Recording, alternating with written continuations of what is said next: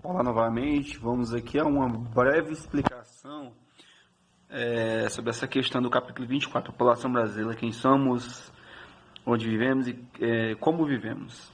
Bom, eu vou passar uma atividade para vocês, né, que a maioria não fez. Então, é só uma simples explicação aqui para vocês aqui, uma tentativa da mesma, né, porque é muito complexo esse assunto. Primeiramente, fiz aqui ó, esse mapa mental. Bom, aí se vocês quiserem copiar também, é só um pouco da dinâmica populacional do Brasil. Primeiramente, para isso, temos que ter o quê? Eu quero que vocês leiam isso aqui, da página 564, o que é uma sociedade. Bom, vamos lá. Sociedade é um agrupamento de pessoas e indivíduos que vivem geralmente em um espaço delimitado e que aceitaram práticas e normas em comum. Beleza. Essas pessoas ou indivíduos são motivados também, em maior ou menor grau, pela consciência de que vivem em grupo e respeitam valores importantes a todos. Pressupõe-se, por exemplo, que a expressão sociedade brasileira refere-se às pessoas que vivem hoje no Brasil e se submetem às regras e valores criados ao longo do tempo. No entanto, a sociedade se altera, os valores com certa frequência passam profundas modificações. A família, a situação da mulher, a religiosidade, enfim, tudo é passível de mudanças. Bom, esse conceito de sociedade, vocês entenderam, né? É um fator, um elo, coisa que nos une, como se fosse etnia. Nós somos uma etnia, nós somos unidos por valores em comum, né? Linguagem em comum. Nós nos consideramos povo brasileiro. Embora muitos, porque o Brasil é um país grande, extenso, não falo somente territorialmente ou demograficamente, também falo culturalmente. Vocês sabem, né, que as culturas elas são muito diversificadas aqui e o pensamento também é mesmo. Bom, muitas pessoas que moram no Sudeste não têm o mesmo pensamento das pessoas que moram no Sul ou Nordeste, entendeu? Pela essa questão de diversificação cultural, você que já viajou, assim, já saiu de uma região para outra, vai entender o que eu estou falando. Quando você conversar com a pessoa, viver no dia a dia, você vai perceber a diferenciação, como as pessoas se tratam, como elas são, como elas falam, entendeu? Bom, tudo isso tem a ver com a dinâmica populacional. Primeiramente, temos que remeter à ideia de povoamento do Brasil, colonização. Bom, o processo de colonização no Brasil, que se deu por volta a partir de 1530. O Brasil foi descoberto, usa aspas, abre aspas, descoberto, fecha aspas. Em 1500, por volta de 1500, em 1530 começa a colonização. Se eu não me engano, 1500, durou alguns anos após, aí começou a divisão por capitanias hereditárias, né? E a partir daí começou a intensificação como é que eu posso dizer, a identificação populacional do Brasil. Bom, o Brasil é um país complexo nessa questão mesmo. Temos o que? O tripé da nossa sociedade. Temos o que? Coloquei aqui as principais, são indígena, europeia e africana. Bom, temos que saber não, vocês já sabem, né, por base que não é romantização dessa história. Bom, os índios europeus e africanos não trabalharam juntos em prol do progresso, da unificação, da miscigenação. Bom, primeiramente temos que saber que o Brasil foi um país de exploração, em sua maioria, né, vieram aqui primeiramente atrás de... A América Espanhola foi dividida entre Américas, né? América Espanhola e América Portuguesa foram as principais. E inglesa, né, também, que Estados Unidos. E temos aqui no Brasil que a princípio foi-se exploração do pau-brasil, posteriormente do ouro e depois a produção de cana-de-açúcar. Durante todo esse processo, o que foi acontecendo foi intensificando a questão de migração forçada do povo. Foi se colocando principalmente os africanos. Bom, os europeus vieram para cá por vários motivos. A princípio, a questão de exploração, a questão enriquecimento, eles queriam enriquecer, queriam explorar, queriam levar para a colônia o que encontravam aqui, né? O que era produtivo, né? Naquela questão do mercantilismo, né? O mercantilismo e como é que eu posso dizer, como é que chama? Metalismo. Exatamente. Exploração de metais preciosos, pedras preciosas e metais preciosos, tipo ouro, ferro, etc. Vamos lá. Dinâmica populacional. A base da miscigenação temos três grupos principais, embora europeus sejam muito abrangentes também, né? Principal português, mas temos o que também? Temos o holandês, o francês, o espanhol, o inglês também, em menor escala. E temos o que? Os povos asiáticos também, né? Japoneses, chineses, por aí vai, que colaboraram não tanto quanto os outros, né? Os nativos, os indígenas já estavam aqui, né? Eles, teoricamente, eles são donos, né, dessa terra aqui. Eles não, nós, né? Porque como eu ou você, nós somos um resultado dessa miscigenação, nós somos brasileiros, porque nós nascemos a partir dessa miscigenação. Negros, europeus e negros até índios, né? Bom, sociedade, nós participamos da mesma sociedade. Bom, temos aqui esses conceitos que eu coloquei. O que é sociedade? Eu falei um pouco o que é sociedade, vou falar mais um pouco. Etnia e raça. Bom, etnia, igual eu falei, etnia é um grupo na qual eles têm uma ligação, tem um elo que eu falo religioso, um elo linguístico, um elo cultural, entre outros. E raça é um termo até errôneo. Ela é comumente utilizada, eu falo em senso comum, ela é utilizada para designar pessoas com características diferentes. Eu falo cabelos, pessoas negras, pardas, brancas, entendeu? Isso aí é raça, mas esse conceito foi muito utilizado a partir do século XVIII, até o século XIX, até embasou o nazifascismo, entendeu? A superioridade racial, que ele colocava como era uma questão biológica, raças era uma questão sub-raça. Ela colocava essa ideia na cabeça, que existiam, que o ser humano era dividido por raças ou subespécies, né?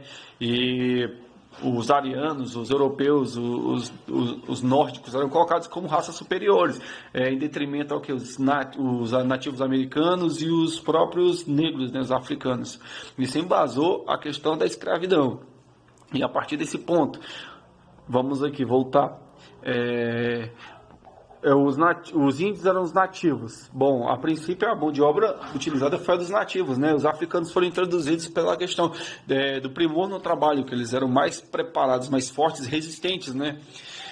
E o europeu, ele entrou como o colonizador aqui, embora posteriormente muitos viessem da Europa, principalmente na década de 30, né? Os italianos aqui na imigração, foram vários processos que aconteceram, várias intensificações de migração internacional, seja por guerra, seja por exploração, etc. Como eu disse, o tripé da sociedade. Bom, e a distribuição populacional do Brasil, então, ela está diretamente ligada a isso. Se vocês pegarem aqui, deixa eu achar na página aqui, ó, nessa página 653, vocês percebem, olha esse gráfico aqui, que vocês vão perceber aqui, ó. Aliás, vamos ver se vocês percebem aqui a distribuição da população pela cor, raça, preta ou parda. Vocês percebem que aqui, ó, no Nordeste, no Norte, ela é bem mais intensa. Exatamente. Por que isso? Ao Sul, que vocês percebem aqui, branco. Branco quer dizer o quê? De 0 a 9,99, que é o menor, né? Que é o início do gráfico. E o mais embaixo aqui, que é 85,00 a 100. Então, quer dizer o quê? Ao norte, a intensificação de grupos negros e pardos foi bem maior. Por quê? Por causa das políticas de processo migratório. Bom, essas pessoas, elas foram colocadas normalmente para trabalhar na lavoura e etc. E ao sul, normalmente, era questão de exploração. As pessoas vieram para morar, entendeu? Você pode ver, as colônias do sul mesmo são de origem, majoritariamente, alemã e brancos, consequentemente. Ao norte, ao sul, pardas. Ao sul não, desculpa, ao norte, ao nordeste, centro-oeste. Aqui você vai ver também, aqui tem um gráfico aqui, ó, a população residente por situação de domicílio, cor ou raça. Aí você vai perceber. Aí depois, se vocês quiserem, vocês percebem. Isso aqui foi o censo 2010. Mas se vocês forem vendo de 1930 ou 60, a modificação da cor parda, branca, quem se considera, né, na verdade, é amarela, preta e sem declaração. Vocês podem ver majoritariamente branca e parda. As pessoas poucos se consideram pretas, né, ou são... eu se considero brancas a maioria, mas embora não seja, né? É questão de elas se declararem em si ou não. A sul, grande parte foi de origem europeia, e norte e nordeste negros de sua origem. Bom, e isso consequenciou o quê? Um legado direto e indiretamente, seja querendo ou não, o indígena e africano. Bom, vocês sabem a questão do eurocentrismo, né? Tipo, a maçante cultura Europa sobre a cultura nativa americana e sobre a africana. Tentaram de tudo, né, para apagar essa questão cultural como sub-raça inferior, como eu já disse, mas mesmo assim ainda fica o legado.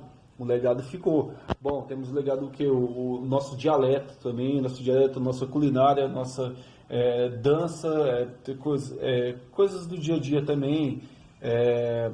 Deixa eu ver mais o que, entre outras coisas também. E a questão que eu falo, a maior, né, é a questão de miscigenação racial, que é a nossa cor mesmo, é proveniente disso tudo.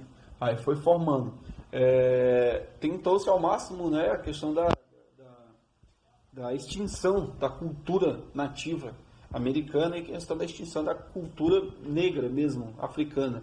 Mas não é que de fato houve.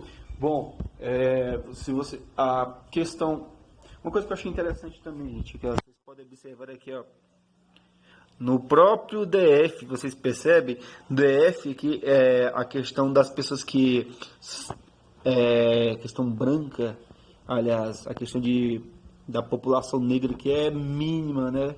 Não é tão grande, não. Vocês podem perceber, no Tocantins, aqui no Amazonas, no Amapá, até no Acre. O Acre é bem diversificado também. E no grande parte do Nordeste também. Exatamente. Uma questão muito abrangente, isso. Vamos lá. Aqui, continuando a leitura aqui. Já são 12 minutos, né? Já passei. As notícias policiais e jornais frequentemente citam marginal. A expressão refere-se a um indivíduo que não segue as regras da sociedade e se coloca à margem dela. É como se a sociedade fosse um rio que não segue o seu curso. Quem não segue o curso desse rio, sociedade, está fora, está às margens dela. Daí o uso da palavra marginal, que se tem ganhado contornos policiais e se afastado do seu sentido original. Marginal, então, é o que não segue uma regra distinta, que não segue um pressuposto ideológico, leis, né, em suma, atualmente, né, que não segue o fluxo de uma sociedade, entendeu? Se você não segue, por exemplo, o uso policial para isso é quem, tipo, criminoso, né, bandido, né, mas marginal também é quem não segue, tipo, a tendência cultural. É chamado de marginal também, pode ser visto como marginal. Nota-se cada vez mais na sociedade a exclusão de determinados grupos ou indivíduos.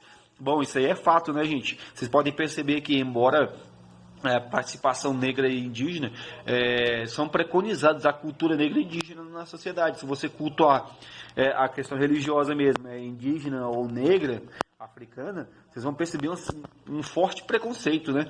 Diversos brasileiros não têm oportunidade de injeção dinâmica econômica e social. Bom, exatamente, a cultura marginal, entre aspas, a cultura que não é a central, que não é a de vida europeia, o que? Ela é tida como uma cultura marginal e ela não é aceita, ela não tem uma contribuição na sociedade. Essa situação tem marginalizado enormes contingentes populacionais que não participam da construção da sociedade e são excluídos de qualquer benefício que possa advir dela.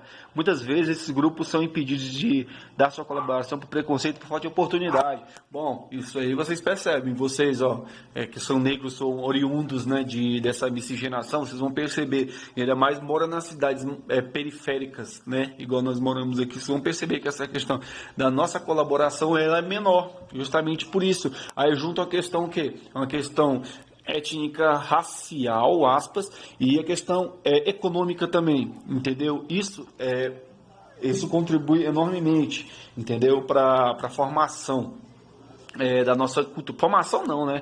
Para corroboração da nossa cultura.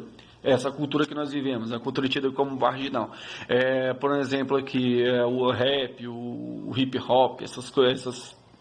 O estilo de vestimenta também é tido como marginal, justamente pelo um padrão social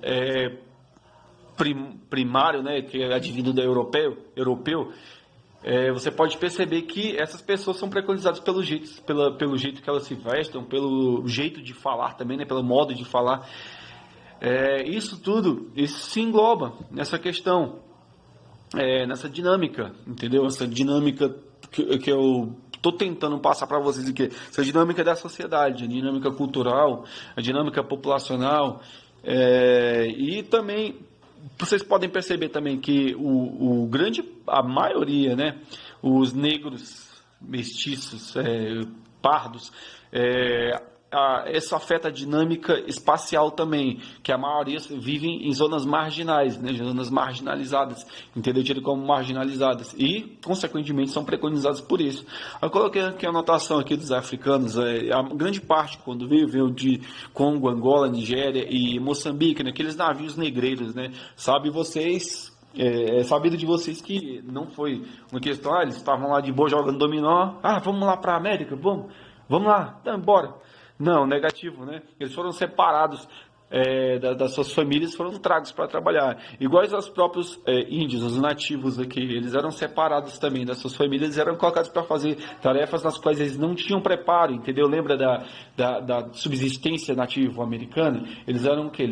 Eram colhedores e caçadores, entendeu? Aí você colocar para plantar e colher o índio, o homem, que era caçador, entendeu? Aí se dá aquela questão, o índio preguiçoso. Não, o índio ele não tinha essa questão, ele não tinha o preparo para aquilo. Não quer dizer que ele era preguiçoso. Ele era fujão mesmo, ele conhecia suas terras também, era mais fácil, né, fugir. Bom, isso aqui só foi um pouco para fazer uma alusão, né, a esse capítulo. Aí no próximo vídeo aí vamos falar mais um pouquinho, tá? Vou escolher um assunto interessante, a gente faz, ou então vou passar a atividade, não sei ainda, mas provavelmente o vídeo, tá? Até mais.